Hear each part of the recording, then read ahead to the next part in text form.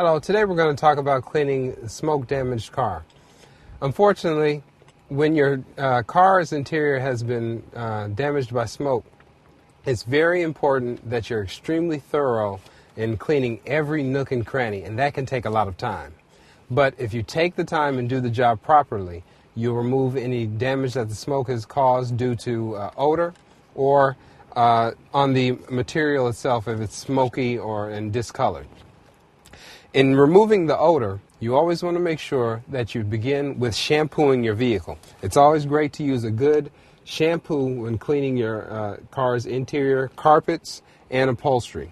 There are some all-purpose shampoos where you can use it on the carpet and on the upholstery. And you want to make sure that all of that area is cleaned. You want to follow up with using a baking soda type product that you can sprinkle into the fabrics of your carpet, and that will help eat away the smoke odor over time. Then the third step in cleaning and getting rid of that smoky smell is to use a good fogger.